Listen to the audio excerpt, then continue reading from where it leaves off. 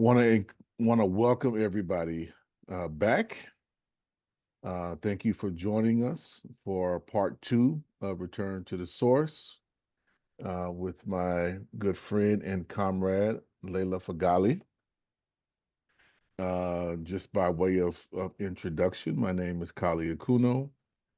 I'm working with the Institute of Social Ecology on this ongoing series about race and the ecology.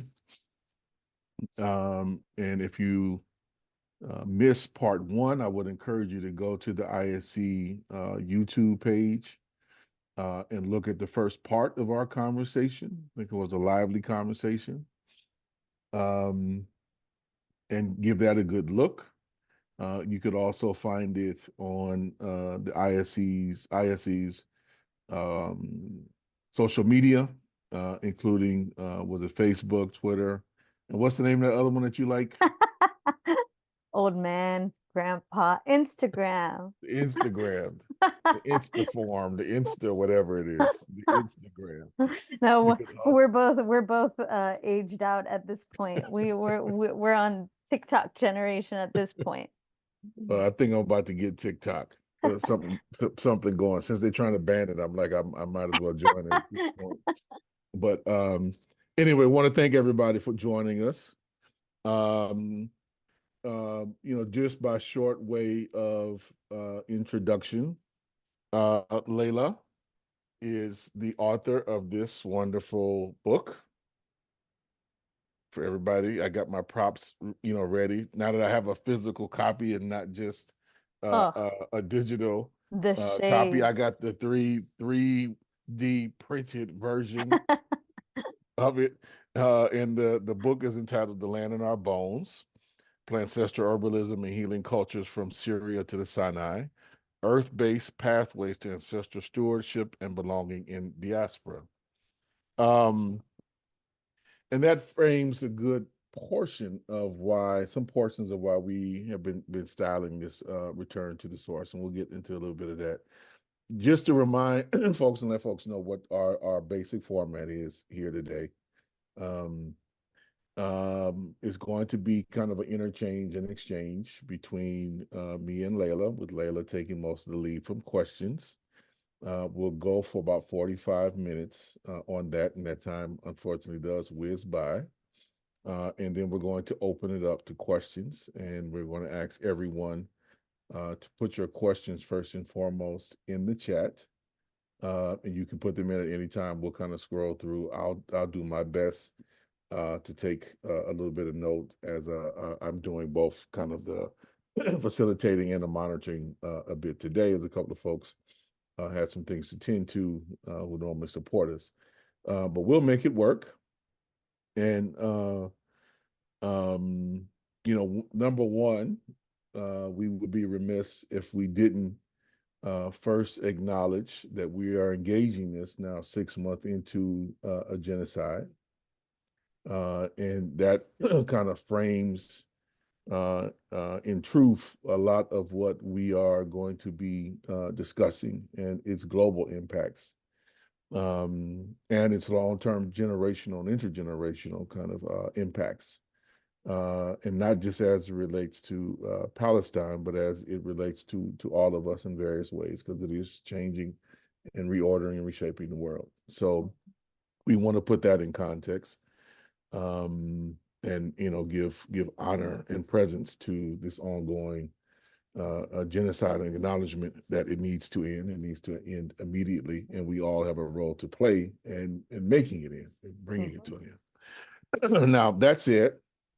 We did want to. We ran out of time last time, and we said that we would honor, the questions, many of the questions that came up in the last session. And I want to thank everybody who contributed a question.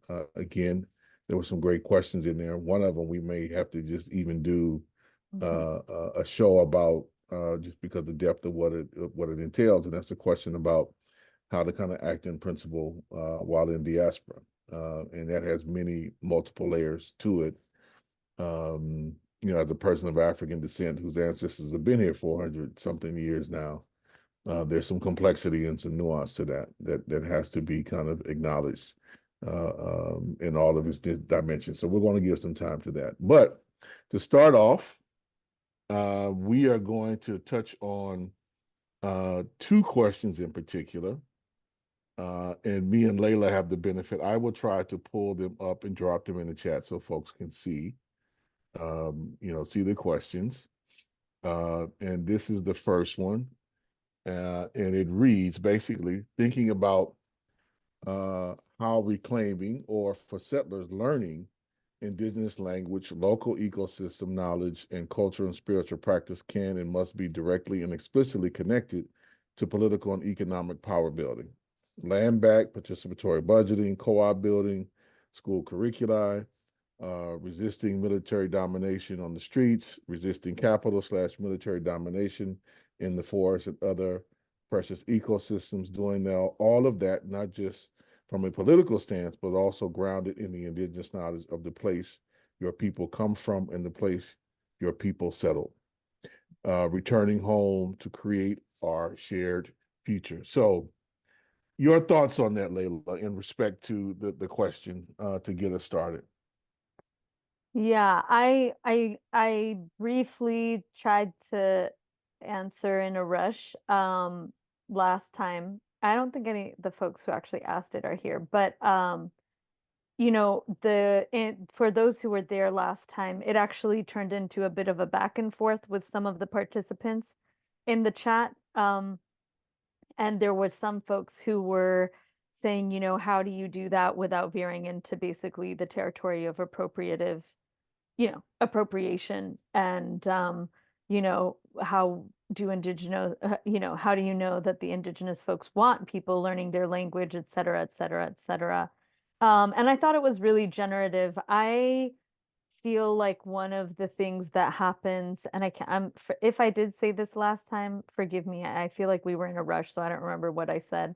One of the things that happens sometimes with diasporic folks who live on, other indigenous peoples' unceded territories, and especially those of us who are conscious about that, and nonetheless, those of us who are in active struggles for our own sovereignty and our own context, is that because we're viscerally aware of the political implications of being settlers on someone else's land, um, and because we also want to go back to our own, there's this thing that happens where people become kind of dissociated and um, hands off with the habitats where they live because they think that they shouldn't be there. They're not supposed to be there. And so they better just back off and not engage. And the way I see it is that we have a responsibility to steward and care for land and the indigenous land and people wherever we exist on the earth. And basically, that's probably the least colonial thing that we could do. How we do that, of course, matters, but my language is intentional here. Taking care of our local habitats wherever we are, giving back to our local habitats is part of how we support land back in a very literal kind of way. It's part of how we reaffirm indigenous livelihood, which is in conversation with the habitat constantly. And it's one of the ways that we also fight against climate collapse and climate crisis through actually helping to restore the indigenous habitats where we live. And there's a lot of ways to do that that really honestly don't even necessarily mean that they certainly don't entitle you to indigenous culture or anything that you're not being invited towards. But they also don't require that all the time. You know, taking care, they require acknowledgement for sure. They should involve acknowledgement and learning about and respect towards and taking leadership from. But you can take care of the land and the water where you live in so many different ways. And it's part of actually how I think we subvert extractive tendencies and settler dynamics in our actual ways of living and existing.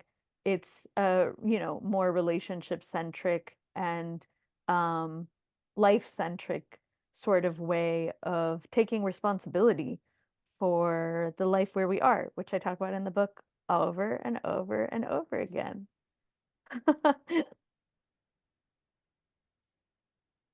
All right, and if folks want to do follow-up questions on anything that was stated, just let us know. Put it in the chat because we're definitely going to do that. But we are trying to honor, everything within the framework, moving a little bit faster than we did last time. So we're only going to touch on the questions that came in last time, just so folks know. No more than like 5 minutes, unless something really, really is brewing or comes up. So with that, I want to move to the second question, and I'll let you get a little touch on it, and then if you want to, I know some of this you wanted to bounce towards Yes, I'm gonna bounce me. towards you because you're the resident historian here and the studied revolutionary who knows how to speak to the specifics. So we shall talk together. So the second question that came up, um, it seems there's a linkage between the trap of nationalism and the trap of the state, where each can seem like tools/goals to us when dispossessed, but soon become the heart of a new system of oppression, should we succeed. Do you have any thoughts about the experiment of democratic confederalism in northern Syria as a framework for self-determination, consciously intended as a way out of those twin traps? Does such an approach of building democratic autonomy have a future elsewhere in the region? So did you want to step on that a little bit? Yeah, I'll talk to the Okay. more like macro question in there, and Uh, I'll let you speak more specifically to the programs that in northern Syria that they're referring to, and um yeah, and share with folks who probably might not know what they're talking about. But I think about the nation state kind of dilemma all the time because we're placed in positions where we're fighting for statehood because we exist in a global system that offers us no dignity and self-determination unless we have a state. But like statehood has never been I mean, it's a colonial construct that doesn't necessarily, I think sometimes it's done more harm than good in general. And in our region, actually, so many of our national liberation movements have revolved around consolidating state power in a way that I think has actually been oftentimes at the expense of indigenous communities and indigenous livelihood and ecological integrity and all these other things in our region. But again, it's been part of just how we interface with a world that is organized by, states as like a basic form of rights or sovereignty and the global thing. So like, I don't know, to me, I'm like, yeah, I think we need to ditch statehood everywhere. I'm a little bit of an anarchist anyways, but like, I'm for us, destroying the need for nation states as they're defined by as they're defined right now and reconceptualizing nationhood in a way that is more guided and directed by land and relationship than it is by arbitrary borders that were drawn by colonists at some moment or another, and arbitrary imperialist institutions that enforce people's basic dignity and self-determination on, you know, as contingent on those fake arbitrary borders that have basically been serving Europe for the most part and other, you know, empirical forces. So that's my 2 cents on that. But I'll let you speak to the specifics. well, before we get to the specifics, there is a general piece that I want to introduce into the conversation. And as we did the last time, to introduce folks to different works and different ideas, so that we could be grounded. And so I want to bring into this conversation Edward Said, Mm. Great Palestinian thinker who unfortunately passed, way too early. The classic of his books is Orientalism. I encourage everybody to pick that up and read it. But he also did some very extensive writing and commentary about Palestine and about Palestinians being stateless and about Palestinian nationalism in the context of being stateless. And I've always drawn a particular framework from analogy that I think Edward Said always pointed out. Like, to those of us for whom land relations, identity have been, intentionally stripped, there is a progressive dimension towards trying to rebuild those connections. Mm-hmm. And that always doesn't mean it has to be within the framework of nationalism or nationality. Right. But often in the last 2 centuries, that is what it's looked like trying to reclaim our identity, our position, our place, within the world. And, he borrowed in many respects, the conversation about self-determination, it was broad, particularly in the end of the 19th, beginning of the 20th century. But he also drew some parallels from particularly Lenin's framework around making distinctions between the nationalism of the oppressed versus the nationalism of the oppressors. Mm-hmm. And that one had, of course, that of the oppressed has a progressive, if not a revolutionary character to it, or can. Doesn't always mean that it does, but typically, does. But that the point there is to break the bonds of subjectivity, right? To break our being under the boot of imperialism and capitalism and white supremacy and settler colonialism, all those particular kind of systems of oppression, of evil. But it is not to emulate, right? This is where I think Said was clear about, there's a point around a striving and trying to have that and accomplish it, but then give it up at the point where, Right. that might particularly come into being, so that you don't replicate Right. this kind of nation straight Westphalian, Right. kind of structure, which is really Western and i.e. a Eurocentric kind of concept and framework.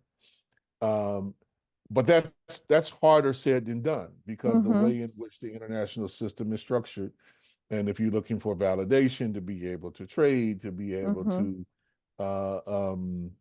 protect yourself, from outside attack or multinationals coming in and stripping you of all your resources. The way the system is set up is that you have to have some kind of basically bourgeois representation to be able to engage with these other nation state actors to define your territory. Right.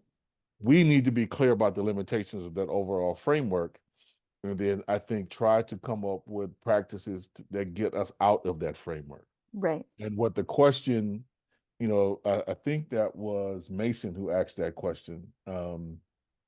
And what he's drawing on, for those who don't know, when he's talking about democratic confederalism, it's a practice which has a wide range of influences. Murray Bookchin being one, but also some things that have kind of just grown, I would say, kind of organically from the soil in what is in Rojava and what's in northern Syria. But also, I would say, our experience, in Jackson, in the construction of the Jackson Kush Plan, we also came to very similar conclusions and similar kind of strategies and tactics and things that we wanted to kind of put in place in terms of a broad confederalism, wherein, I come from a New African independence movement tradition, which is fundamentally about attaining sovereignty and self-determination for people of African descent in the lands, in the South, what's now the southeastern portion of this temporary entity called the United States. But, the point is to deconstruct the systems that wield power over me, but to figure out how do we actually share in power, not only with all the other folks who inhabit the land, but a deeper piece, if we really want to go there, and I think we have to, a deeper kind of, what's the word I'm looking for, Layla? Like, how do we not, what's the word of not centering our species in all things? Oh yeah, Right. the human centrism Yeah, or like a something. human centrism. Like that is a deeper part of what we need to do, if only to stop the advance of the sixth extinction that we are currently living through. And in many respects, y'all, that we are our species, or certain members of our species, not all of us equally by any stretch of the imagination, but the systems that our species has kind of erected and we're also subjected to are wiping out biodiversity at an alarming clip. And if we want to be around for much longer, we're going to have to figure out how to stop that, and be in, as many folks, I think rightfully say, be in right relationship with the land and all of its inhabitants, right? From the microbes to the minerals. I would also include that in many respects, to all the other plant and animal and insect species that we're around, and deal with all the contradictions that may come with that. You know, some folks thinks like mosquitoes shouldn't be around at all, for instance, but evolution would tend to differ in many respects, and we have to honor that and learn how to kind of live in balance with all of that. So that said, I think there, in the last 30 years, there have been some pretty dynamic experiments that we have to learn from. Not that any of them are complete, not that any of them fully accomplished their goals, but I'll just cite two, not that they're the only two, but you have two major experiments that have kind of challenged us to think beyond the nation state. And one is the Zapatistas in Chiapas, and the other one, I would say, that's kind of gained widespread attention, is the experiment in Rojava, um, mainly in northern Syria, but also in parts of Turkey, Iraq, and Iran, right? Where the Kurdish people, and this project is primarily focused in around the Kurdish people, which remain, I think, one of the, if not the largest, definitely one of the largest kind of stateless peoples, if you would, in the world. And how they've been, you're talking about the history of how they've been um, tampered with and toyed with by all the various European nation states, where the British, at the very same time that they were offering, the Zionists a homeland, were toying with the Kurds and saying, we'll give you a homeland, if you ally with us against the Turks, or against some of the Arabs, and just playing and dividing people one off or another. So there was constant kind of divide and conquer idiom that always put them at the center and put them in the middle of things. France did something similar. Germany came and offered also, many kind of benefits. And at the end of the day, when the present borders that we kind of, are having to live with, were kind of laid down basically by the French and the British, they just drew a line straight through what are the traditional Kurdish heartland, which is why, which is mainly in Turkey and northern Syria, and why they're kind of split across that boundary and that border to this day, even though there's, tremendous cross boundary influence, political relations, obviously, um, that go on. And so I think it's worth us looking at and trying to model. But we also have to recognize some of the limitations. I'll just speak about that, and then we can move on to another question. Some of the number one, this experiment, to the degree that it became kind of an international phenomenon, the Kurdish people in all four of the nation states where they are contained, but particularly in Turkey, they've been fighting for sovereignty and self-determination, for kind of an independent homeland for many, many years, right? And what took place in Syria basically since 2012, 2013 has come about because there being much more of an openness as the Ba'athist regime its kind of grip over the whole of the Syrian territory was broken, right? By a number of different forces, radical democratic forces, uh, Islamic, political Islamic forces, and then the Kurds kind of being a third force, not aligned, well, somewhat aligned with the progressive democratic forces, if you want to call them that, in Syria, but also along their own path. And so this opened this space to kind of really experiment and create this confederalism experiment, which is multi-ethnic. So even though like the Kurds are in the majority, they very deliberately, tried to set it up so there's Druze representation, there's Christian representation, there's Yazidi representation, etc. These are different, both religious and ethnic groups that also occupy these regions, and so that it wouldn't explicitly just be Kurdish dominated by language, by custom, politics, or religion. Um, and so, at its best, I think it's been one of the better examples that we've had in maybe 100 years of kind of a radical experiment in democracy. But some of its limitations were, part of them. They became, in many respects, certain aspects, them became very dependent upon the United States for kind of aerial coverage, against the Ba'athist regime.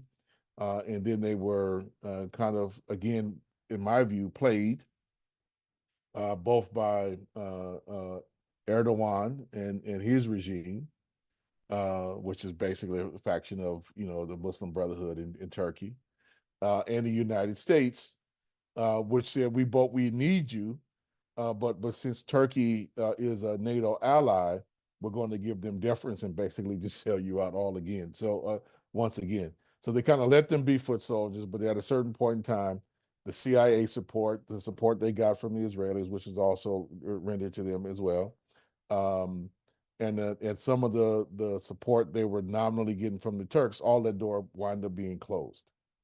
And basically the United States, just so folks are clear, basically abandoned them. It's basically abandoned them to the whims of what Erdogan and to a degree, uh, uh, what Bashir, who's they don't have, the Baathists don't have total control over the Syrian kind of territory, but they're clearly not going to be dislodged at this point. And so there's been a constant set of negotiations to kind of find some kind of middle space, which has really kind of curtailed the experiment.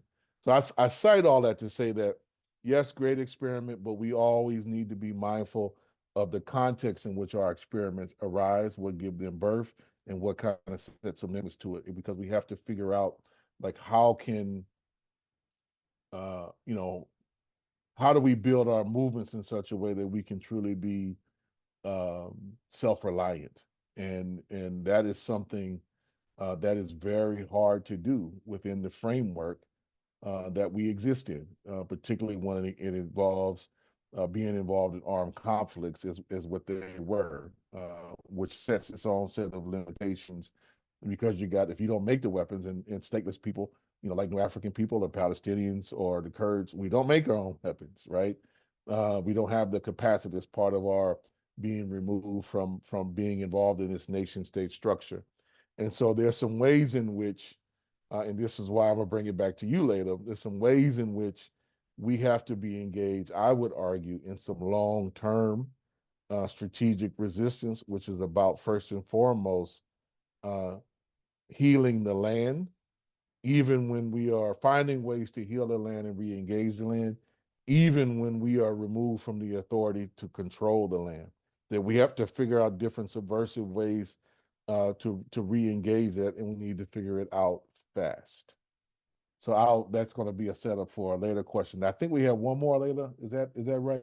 No, the third one was the one that you had said we would maybe speak to Yes. separately, which is Yes. about, I think it was, I sent it to you. It's about sovereignty. I would love to hear your perspectives on how diasporic Yeah. sovereignty and autonomy, i.e., for diasporic Jewish people, Black diaspora, etc., feeds into this conversation around indigenous sovereignty.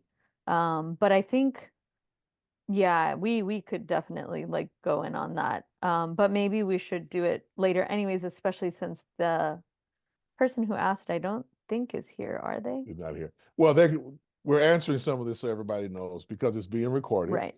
Yep.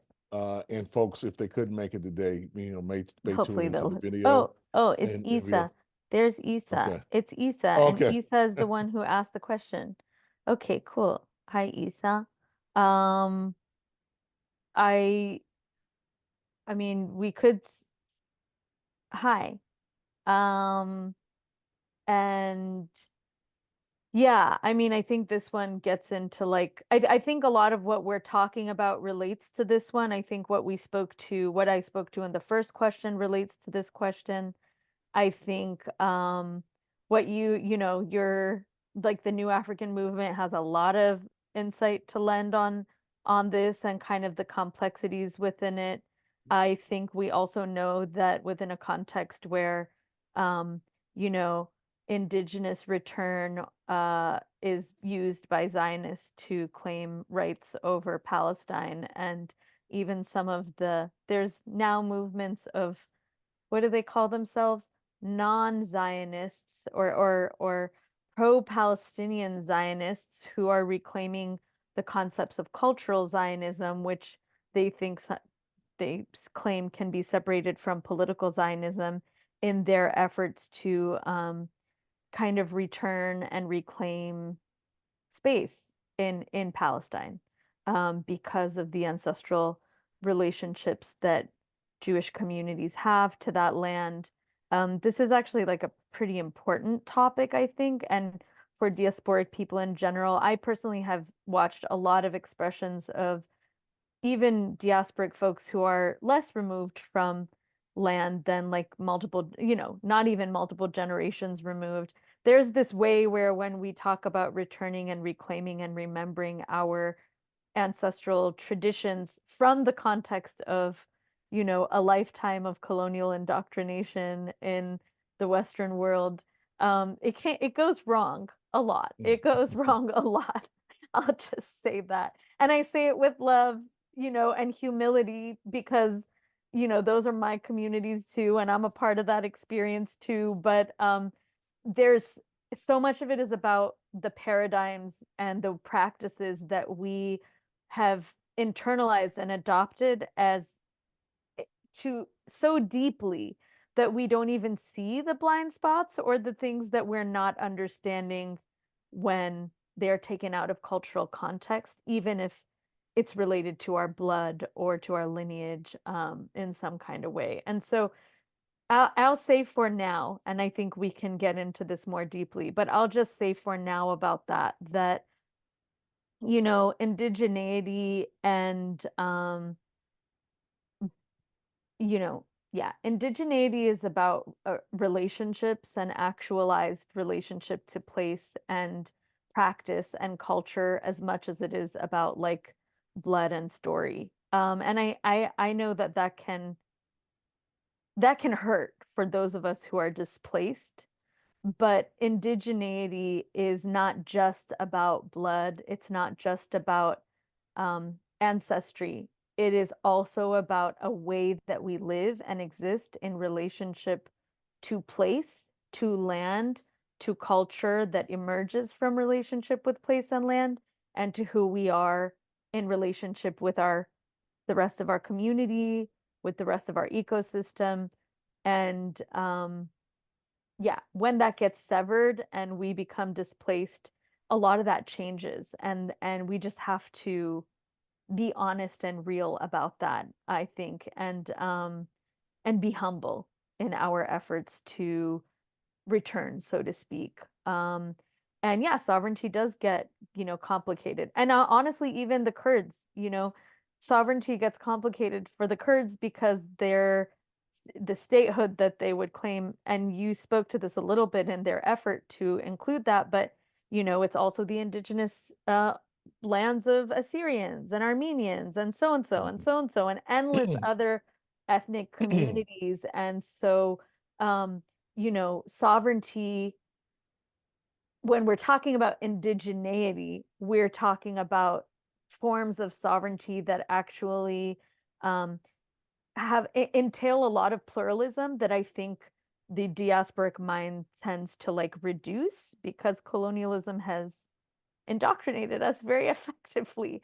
And we don't even, yeah, there's a lot there. And that's part of my issue with statehood too. So, anyways, this is a bit vague, but I think we should really get into that more deeply in its own conversation because I actually think like as a community, we need to think and talk through a lot of that. But I hope, Isa, that, that just, I don't know, gives a little bit of something until we're able to plan that kind of space. And I don't know if you have anything you want to speak into that, Kali, before we move on. Mm-hmm. Ooh, so much to say. I mean, I would echo that, the construction of nation states fundamentally is about eliminating diversity, Exactly. right?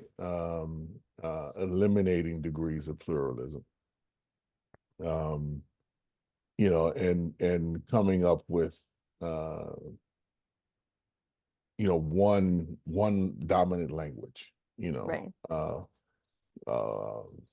one, Identity. One one like, identity, but yeah. and it goes on so many levels, like one way of weights and measures and all Right. those different kinds of things, one currency, You want one you system of value. Sorry, I have to laugh as a Lebanese because like our version of this has been such a failure on every level, but it's good. It's a good thing. But I'm just laughing I at mean, that. it's not like any version of this has been Oh a yeah, success true. unless your version of success is how well you dominate others. Right? If that is your measure of Sure. success, which that is the ultimate measure of kind of how European success relative to their projects, Right. and we have to look at that, how it's not just utilizing kind of some of this use the bourgeois logic. There's a classic example I would bring up, like the French, Mm-hmm. right? And we think of the French, or like the Spanish, is like one common subject, when that's actually not true at all, right? Right. Like, what the state did in standardizing Parisian French, Right. Right. to eliminate Aquitaine Right. and Provence and the other kind of dialects of how to speak all these languages that have derived from basic from Latin. Right. Um, and the same thing that you would have. Spain is a little bit more advanced in this regard in the present, or more. I wouldn't say it. It's more, the divisions are more developed, like with the Catalanian, Right. movement for independence, based upon language, history, culture, all kingdoms, fighting against each other Right. for province, as the Union of Aragon and Castile wind up forming the base of the Spanish state, as we now kind of speak of it, so much so that I remember the first time I went to Spain, and I knew a little of this, but I didn't think about its implications per se when I was there. And quickly, this was in Barcelona, which a place I love, beautiful city. Mm-hmm. And I was sitting there like, this is not just my own kind of blind spot and prejudice. I was sitting there, I'm not familiar with this Spanish. Mm. Right. And I'm like, wait a minute, this is not Spanish, this is Castilian. Right. But my own bias kind of indoctrination Right. about what's supposed to be hegemonic within this Right. context, I was still thinking of this as Spanish. And it was hard to Right. kind of like not think about it that way, and to be like, okay, let me ground myself in how the people of this region Right. view their own history and culture, and Right. let me try to acclimate myself to that, in a different way. And not just accept it carte blanche, but to Right. to accept the nuance. And that's the piece around some of the complications, like with sovereignty. So like in the case of Black people, New African people in the United States, where there's in some respects some tension around, at least uh, um, dealing with the quote unquote the five civilized tribes. Mm-hmm. Some of the nuance and contradiction there is, there, from one side of the equation, that there's a kind of a deep call for healing, because four of those different tribes or nations, they fought on the side of the Confederacy. Many people don't know that, or at least let me be much more clear. So this is the nuance. Um, those who adopted the European nation state framework and adopted the plantation economy and became a new ruling class force within their own kind of nation state structure, they adopted these practices and then moved their own element of statecraft to adopt chattel slavery and to then get involved in an allied practice like with the Confederacy and this whole particular thing. So there's layers within layers within layers that we need to interrogate.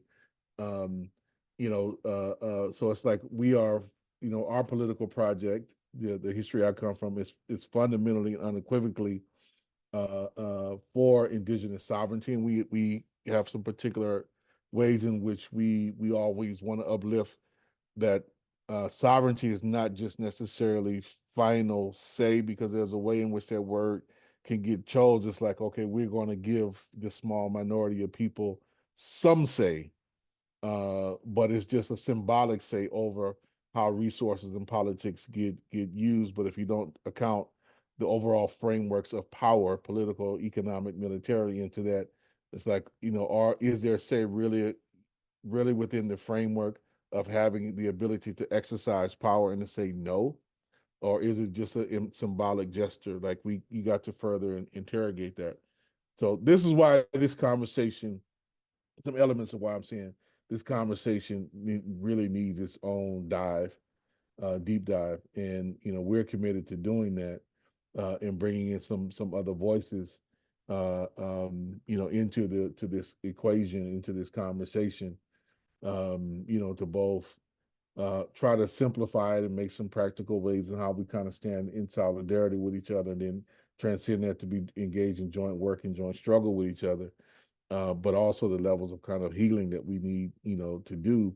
And that's on both sides. I just spoke to one, but there's also, ways in which some aspects of the framing of social justice struggles in the United States, I would say, until quite frequently, coming out of the 19th and the 20th century, so much of that has just been framed by the Black liberation struggle, as that is the only, which excludes, in many respects, a narrative around indigenous people, around Chicanos, around Puerto Ricans, or at least diminishes, their kind of role in the effort of, deconstructing the U.S. empire. So there's deep layers that we need to kind of talk about this in some detail. So we will do this again, and we're going to invite everybody on that particular question to join us as we build some pieces on that. But I want to get to, because here we are again, running out of time, trying to be like we said we're going to do It's 5 minutes. okay. It's okay. We got Uh, this. We can there's a question in the chat. We can return to it at the end. Let's try okay, to get into our okay. yeah. So I want to bring it back, and again, I'm gonna put up the book for everybody, right? Kali has Uh, books too, by the way. we're talking about your book today, Yeah, so we are, but we're Kali talking has about your books book too. anyway. Um, so I'm just start with the general kind of uh, question to pull on the theme of what I think your work is kind of getting at, and that is, how do we begin to really envision a bioregional kind of worldview and program to unite the region that's called, SWANA. What are your thoughts on that, and why is it necessary to think about it in a kind of a broad regional dimension than it is to just think about it in a line with nation state kind of orientations?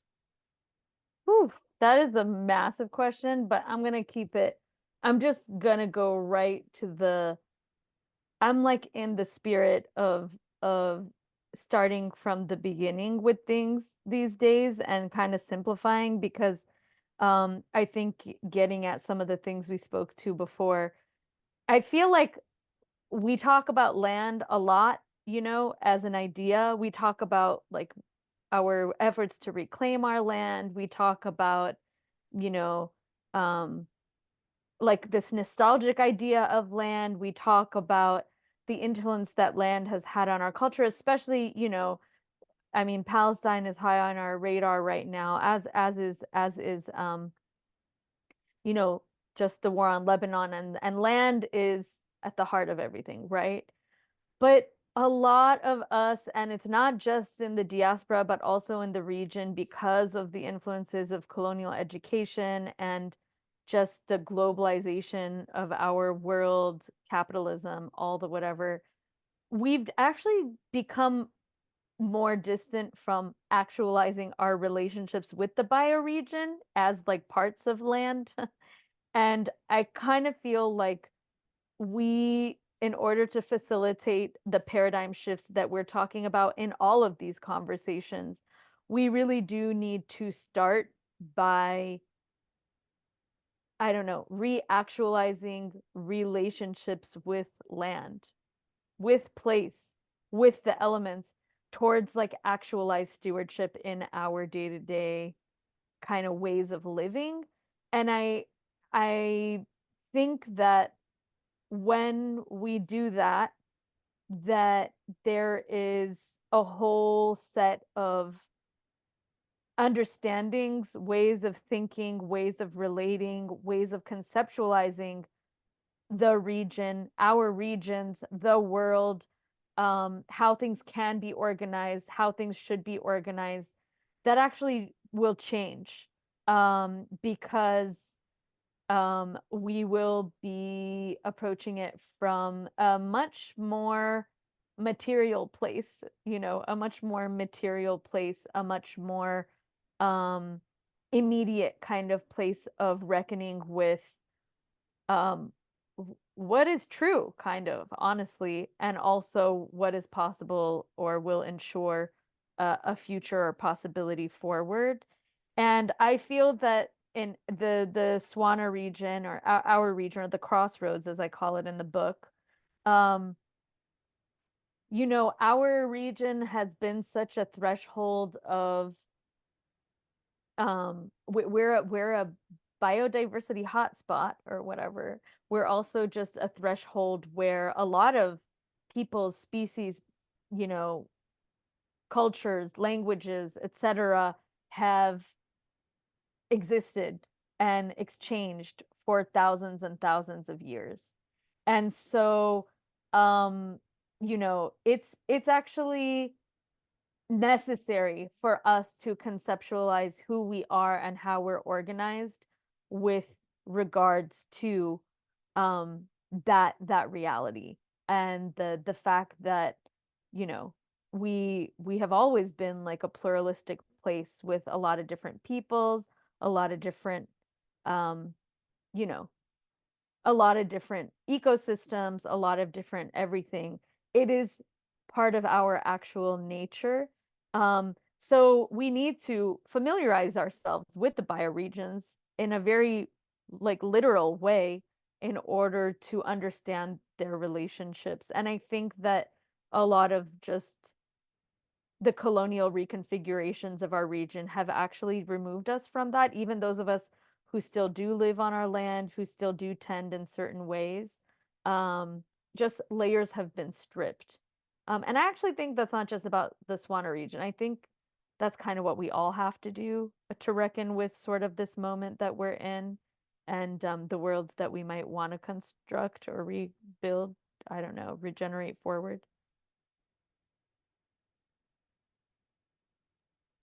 Definitely regenerate forward. Um, what are some of the I'm gonna push you a little bit further. What are some of the obstacles you think we need to overcome to get to this? Well, I mean, I think that we still exist in capitalism and colonialism for one thing. Like on a very practical level, I think that people's energy is obliged to be elsewhere most of the time, and we live in like a different cultural way of interacting, and this requires us deconstructing like the ways that we're used to existing every day in a lot of senses. So there's some obstacles there. There's obviously political obstacles, you know, like Mhm. occupation and war. In our region, that would be the most obvious obstacle as we're reckoning with it right now, you know, and talking about healing land. I mean, the thing is that before we even catch up to just the damage of the past years, you know, white phosphorus is being literally poured over the entirety of Palestine and South Lebanon, you know, Gaza specifically and South Lebanon, and has been. So what's it going to look like to even just clean up and restore, to even just reach the land? I mean, how are the people of Gaza even going to touch the soil Mm. before like the immense amount of work that, you know, that we're doing? And I feel like these things are so strategic. I think that the ways that we become severed from and unable to engage with the sovereignty that exists within our immediate relationships to land, our generational relationships to land, they're a massive threat to colonialism. I think another obstacle is just like, yeah, there's a lot of ecological obstacles, right? There's a lot of obstacles around trash management. Lebanon has, you know, been on the radar for that a lot, around just, you know, militarized borders, around um, just overdevelopment, you know, the list goes on and on and on. But, you know, the political realities of occupation and, you know, colonial interference are probably like top on the list.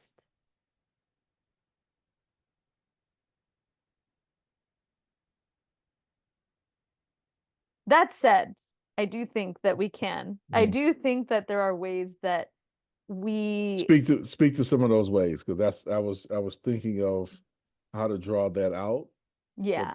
not necessarily engage us in another 2 hour conversation, at least not today.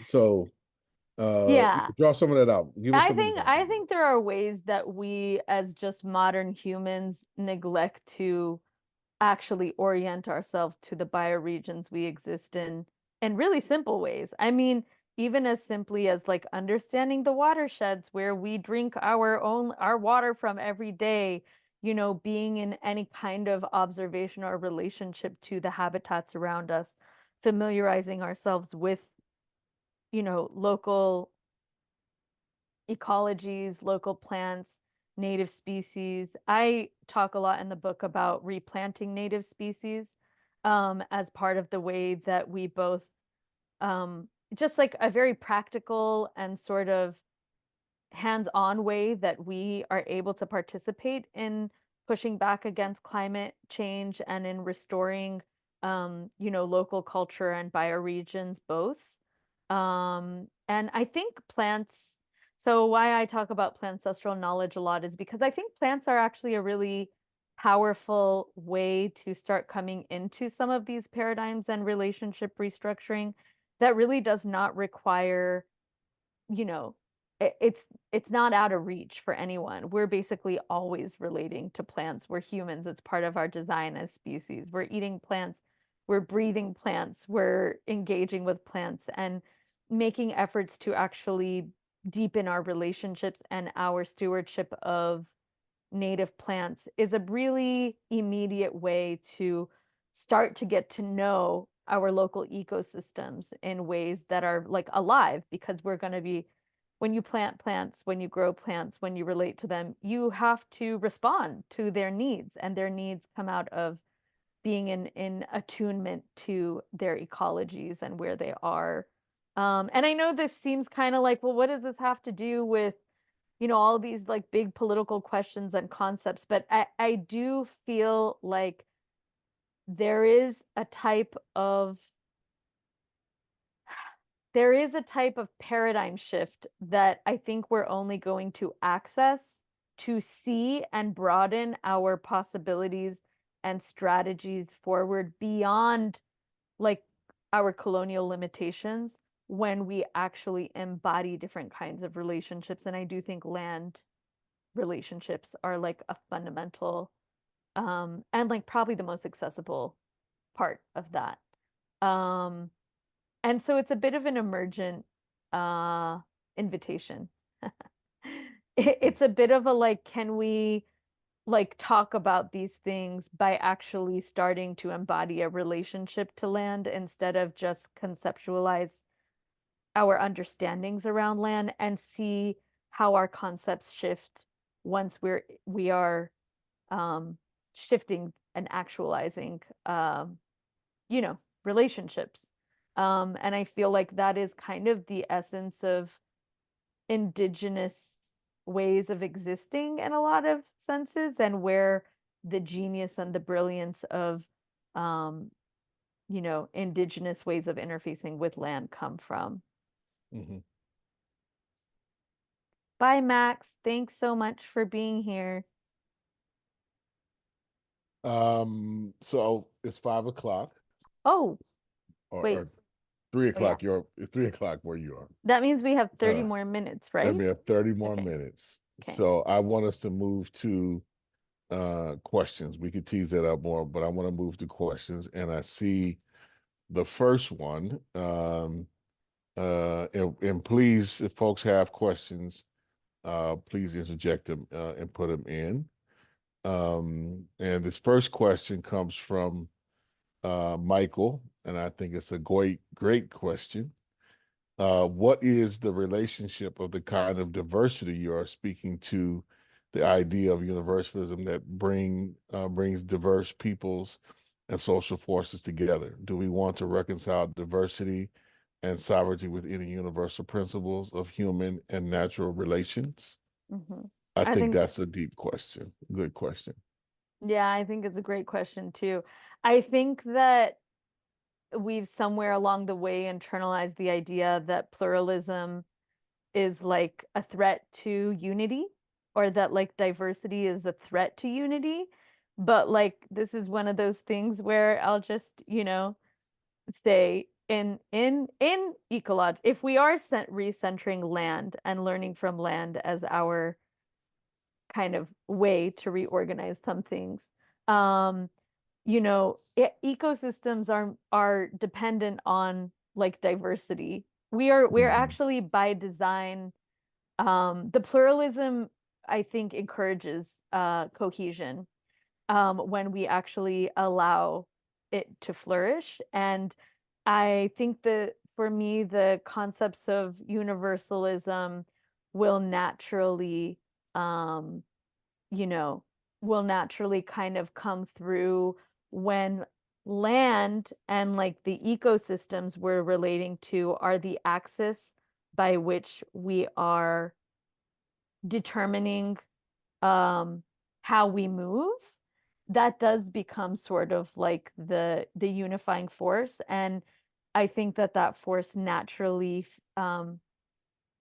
it's a generative, pluralism becomes a generative possibility towards principles that dignify all that lives and exists within that system. And I really do feel that is our actual nature.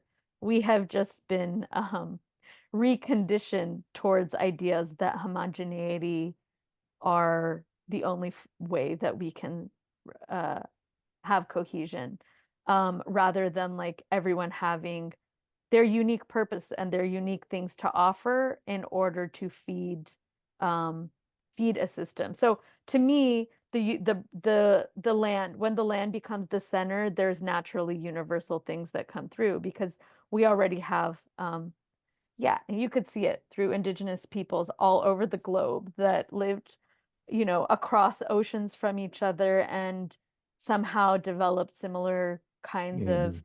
you know, baseline principles and understandings and values just by the virtue of being earth-based people who were more immediately interfacing with the reality, the material reality that we as a species need land to survive. Like we are part of land, and those relations already will determine sort of threads of unity that organize us in dignified ways.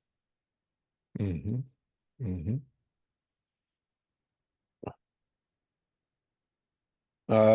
Thank you, Larkin. Appreciate the commentator. We're definitely going to do a third and probably many more parts to this, so everybody is aware Thank about you. that. But if there are more questions, well, we definitely want folks to kind of bring them in there Yes. or put them in there. One thing I will put out there, in part to your question, Michael, that I think we need to interrogate more.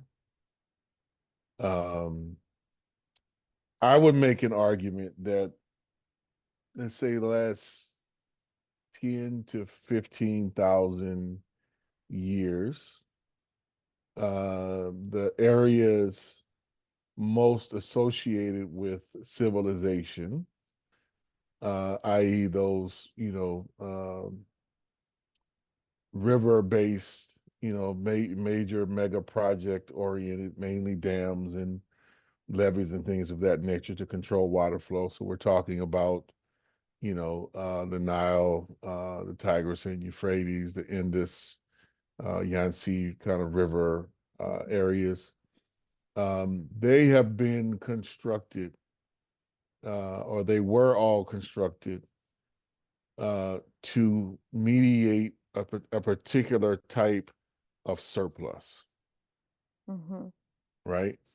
Um, and in the process of narrowing nature's bounty down to a few products, they became products later, to a few crops, right? To like sustain us with bread or oats or rice, um, mainly grasses. Um, we lost a lot of diversity. And this has been a process of creating a certain type of material, and therefore the kind of social material surplus and social bounty, that has been about reducing, under this false notion that you could expand and expand in relative to like population. And the what people were, I think, responding to, if we're being real, it was a deep response to climate change. And trying to, folks trying to find a way, as the earth was shifting, from the ice age, and like the megafauna and the biosystem was changing. How do we, ensure that we have reliable food sources?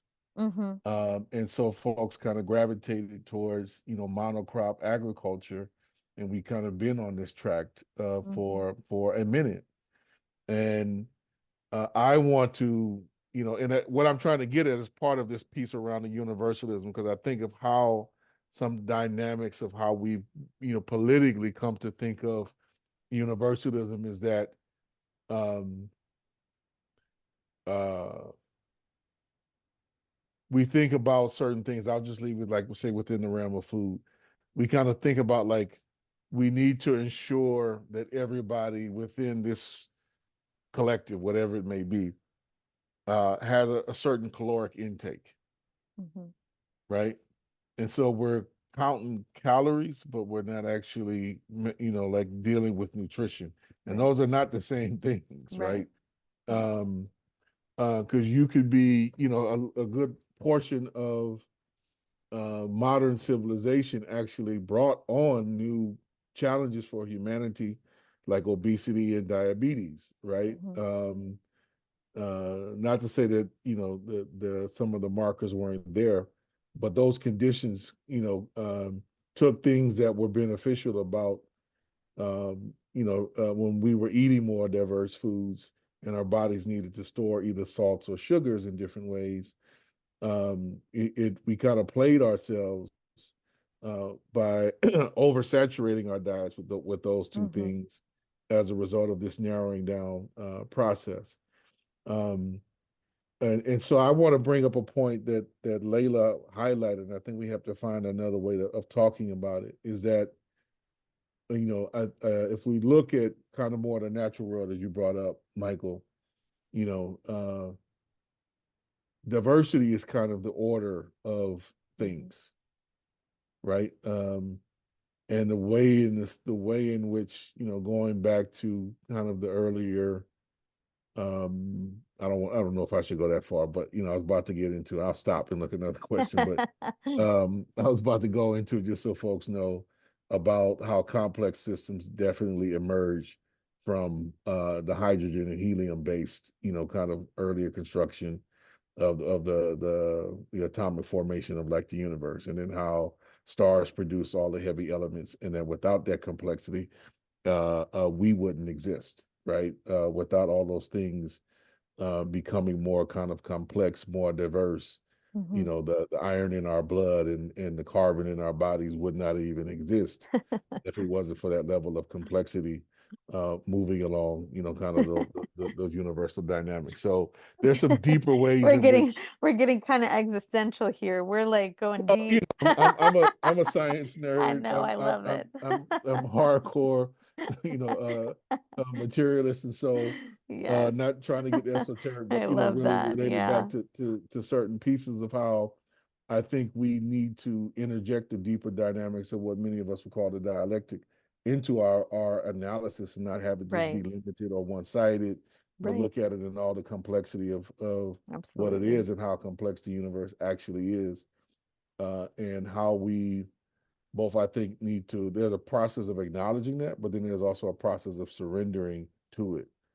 and that's another conversation. Well, and I think like it's kind of like you're talking about how complex it is, and also for us, I think we've actually made things complex in a completely different way Different way. by completely, you know, just sort of removing ourselves from the most immediate relationship that we have as a species, with which is like the land and the water and the food that we're consuming all the time. And I think that ironically, going back to sort of the basics and returning to the source, so to speak, which of course the inspiration of this conversation, which we talked about last time, talks so much about this too, and the process of returning to land-based cultural ways and all this kind of stuff, as as part of like yeah, the power I think that humans have in certain ways, and ways that yeah, we have complexified some things while completely evading the truth within the complexity of other things, in this really interesting way that I guess humans could only do. Lux asks, um, on a local level, what can the average person do to facilitate anti-colonial relationship building with land, and especially for those of us that live on land that doesn't belong to us? I'm saying it literally, like grow native plants, remove invasive plants from your garden, grow native plants, take care of your local watershed, be part of stewarding and regenerating the local bioregion that you're a part of. And ideally, you live in a city where indigenous communities are, initiating some of that work and sharing some of it with the public, and you're learning from them, which will, you know, be a more culturally rich kind of way to acquaint with that. But truly, just like growing more native plants in your garden, or, you know, really learning to identify the local species of plants. Plants, when you regrow native plants, you're feeding the every single other species, and cultural relationship that indigenously exists there. You're supporting, yeah, you're supporting the whole ecosystem. And it's just a really simple and really tangible way to start being in an immediate relationship, and also, um, you know, yeah, just repairing some of those relationships. Yeah, Jamila, go for it. Hey, Hi. um, I was just wondering because I've been seeing a lot of these like regeneration projects, especially in Africa. And I'm wondering like what you guys think about that, especially as maybe like a future project in Palestine. I don't know how I feel about it. And on like both sides of the argument where I see how it's sort of not sustainable. Um, and we're kind of assuming that the earth doesn't regenerate itself. But then I also see how it's like really beneficial in places where, for example, like water is lacking and things like that. So I just wanted to know. what you guys thought. Did you say I did- restoration? Yeah, you're kind of echoey, so Yeah, it's a I little missed hard the to first hear part of you. your question. Did you say Can you guys restoration? hear me better? Oh yeah, Yeah, way that's a lot better. better. Yes. Way better. Okay. It was my headphones. I was asking, like, I've been seeing a lot of these regeneration programs, Mhm. like regenerating the land, especially in Africa.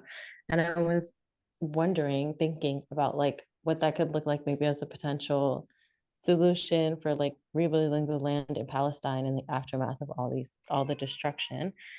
But I was wondering what you guys think, because I hear both sides of the argument, where I've heard that it's not necessarily sustainable, and that is also assuming that the land won't regenerate or like heal itself.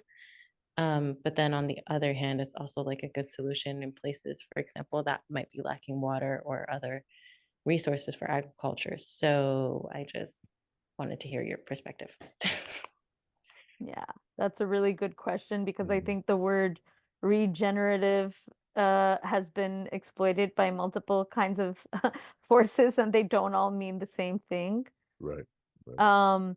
If You wanna- regenerating means like creating a habitat that didn't exist in the first place because it fulfills like some idea of what the land should have been like, I think it can get kind of dangerous. But I think regeneration at its best, and this is why I think centering it with taking leadership from local indigenous communities is always like the best way to go when it comes to these things. People who have been in actualized relationships with the habitat and um, understand the land in an embodied way, um, have their have more grounded approaches to some of that, right? Like regenerating the desert like by creating a forest in the middle of the desert is not regenerative. Okay, right? But I think that, yeah, this is where I think really focusing on the bioregional specificities is important. I also think in places like Palestine, sure, the land will eventually regenerate itself, but we're talking about, immense amounts of man created chemical intentional sort of damage. Like we can help the earth, and also we're part of the land. This whole idea that humans are not part of land and that we haven't always been part of um, tending or caring for the ecologies that we evolved in, that we haven't always been harvesting the plants, aka pruning them, or adding things along the way, or just being in some kind of actualized living relationship with it like all the other animals that live on land, is like a very modern you know idea. And so I think, yeah, I think it's really about discerning what and who is saying that, and what regeneration means in those different moments. Because I think that there's been some exploitation of some of these concepts that is not perhaps actually regenerative. You're muted. I would say most of it is actually not. In fact, and let me say why. Because a large part of the conversation is centered on like uh, I think Jamila got knocked off for most of your. Oh, I don't think she heard most of oh your answer. no. Oh no, I think she So did. Oh, did she's well, gone? Oh no, she's still well, here. she's there twice now, but I've had to let Oh, her back okay. in twice. Okay, okay. But anyway, going back to it, a large part of these conversations are centered upon human lifetime spans of thinking and problem solving. And so it's like if I don't see a certain type of regeneration in say like 5 years Right, or 10 years or right. 20 years, then like the projects and the efforts that we are kind of laying out are then deemed to be failures. right? Right. By certain kind of metrics, so not necessarily recognizing like, how many thousands, if not millions of years does it actually take to produce high quality soil? Like you can't do that immediately. Just, the natural systems do not work to create topsoil like that in the sense that we've been exploiting it. So that's not something that's going to be really regenerated within the span of one human lifetime. Mm-hmm. And, like how we have to, relearn just to think and act and plan and do in line with like, I'll use that 7 generations, like how is this going to impact, that far down in the road? And not that we have like crystal balls, but and can foresee everything. But I think we do know, like, okay, if I totally extract all of this oil or natural gas, from this well, that's not going to replenish itself for whatever role it plays. It's not going to replenish itself in a lifetime, right? It took what, almost 500,000,000 years to break down those carbons to put them in the form that we are now exploiting. But our thinking is still is like our, we think we have a mastery over chemistry to the degree that we can kind of just create artificial substances or artificial things, just easily, without creating more damage down the road that we're not even aware of, by like altering things too far, too fast, that are not in any relationship with anything that's learned to like live coincide with it or absorb it or eat it quite literally. And so a lot of our, I've just been thinking about that a lot because that's, regeneration is a language that Cooperation Jackson uses. And I've just been thinking like, well, what do we really mean by that?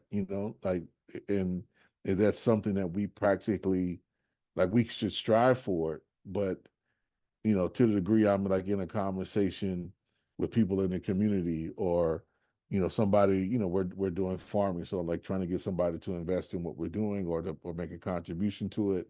And we throw out those words like, what are we really saying is going to be accomplished within this grant cycle or within this, this loan cycle, this loan process? And is that the best way for us to try to kind of manage our affairs? And clearly it's not. So I think we should be speaking of that regeneration in broad aspirational terms, but recognizing that most of these projects that we're calling that, they don't really, they're about immediate impact. And I'm defining immediate just so folks know they're about an impact, say within 100-year cycle. That's immediate impact. That's not really long-term kind of strategic impact. And we got to learn to think in different ways. Well, I think that's even being generous because I do think that some of these projects, like they actually, yeah, some of them are not quite, they don't fit their context quite the right way. And that's why I think it brings us back to the reason that indigenous sovereignty and recentering indigenous knowledge is so important because I do think that it is the indigenous communities of these places that have a longer scope understanding of how a particular bioregion um, maintains or restores its balance, and it's a bit more integrated in terms of the approaches that I think people who have been in actualized stewardship relationships of land over generations have. And I think that's also why I actually think that native plants are a really powerful place for us to, just like as regular people, um, just put a little contribution in because the plants have an intelligence of the plants have intelligence to support these other processes in ways that I think um, is attuned to all the life forms in an ecology and that is really different from what we design just through our human sort of our modern humans sort of jumping in to try and solve a problem that, all of a sudden, on a fast timeline sort of thing goes. And the plants bring and usher a lot of other species to help that process in a way that is longer but is also the way that, yeah, the way that this earth works, basically. Um, thanks for being here, Angela. Take care, my friend. Bye. Well, we got 5 minutes left. I want to ask you before we close and do our last bit of promotion. Are there any parting words that you want to leave us with, or some things to think about? You want folks to think about both here and in the folks who are going to see this recorded. Any kind of parting shots, parting. Yeah, free Palestine. That's my parting thoughts. Free Palestine. Like we have a responsibility to really deconstructing empire and the best ways. We know how, and part of our, especially assuming that most of the people here are probably located in the United States or yeah, well, yeah. Anyways, the United States, maybe Canada, maybe Europe, I don't know. And we have an African person here. Yay. Thank you, Jamila, for representing the continent. But we have a responsibility to really reckoning with our local environment and the bioregions that we are in, which include the vessels of this empire that needs to be deconstructed and mitigated in order to, like, that would be a really regenerative contribution to basically the entire globe for us to just stop this empire in its tracks as fast as possible, literally, truly. So, let us acquainting with the political ecologies that we're in be part of our effort to acquaint ourselves and to, yeah, contribute towards the life-affirming systems around this earth. Right. Lex says, what would be most helpful way to uplift and share your voices and perspectives? Oh, thanks so much. Well, we have our books, and this conversation will be recorded. You're welcome to share it with anyone, anytime. Stay tuned, because I think, Kali and I will probably, yeah, continue talking more. We're gonna create a new road show Yeah, I that think allows we'll us create. to go deeper into all these different things and be much more systemic about it. Yeah. But I do want to return as we close out this piece around dismantling the U.S. empire. That does not require a 100-year cycle. No, I want to we're be clear about that. we're already hundreds of years in. Like, Earth time is different than man time. Right. This one needs to We're operate on the brink. We got to be fast with this one. This Like, one needs to operate in strike it while it's ripe. immediate Yeah. time. Right. The fruit is ripe. Right. So that I just want to be clear for the audience. Like, that one shouldn't take a long time to God, please basically no. undo. But I want to thank everybody for coming, participating, engaging.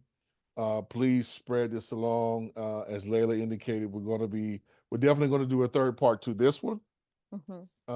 It will probably be in about maybe 2 months' time, probably about 2 months' time, because I'm trying to nail down, and we may need some help from I definitely was going to call on Layla to do this, but many others, is to do a deeper. I think we need to do a 2-part session on another aspect of this to go deeper, and that is about the actual ecocide that we are witnessing, not just the genocide, but what's going on that end. Yes. In Palestine, to understand that aspect of this overall Yes. degenerative practice, which is being in life destroying set of practices that are being, so that there's a deeper undertow as to what we're confronting and why. And I want to do a 2-part series. The challenge there is trying to get some folks who are actually on the ground. It's very hard for folks to communicate in the current context. So it may have to be something that winds up being pre-recorded, which is typically not the way we like to do it. But we'll try to work it out and let folks know what we kind of come up with. We'll definitely be on the look for a 2-part series, and then we'll follow that up with coming back to look at some of these deeper questions around diaspora and the incorporation and practicing of indigenous knowledge. So Stay tuned. On behalf of the ISE, I want to thank you all for being here and look for us again soon. Yeah, thank you all so much. What a great, active, engaged, bunch of folks. Thank you so much. And thank you, Kali. And thank you, Institute of Social Ecology, for inviting me. It was great. All right. Thank you. Take care. Everybody have a good one.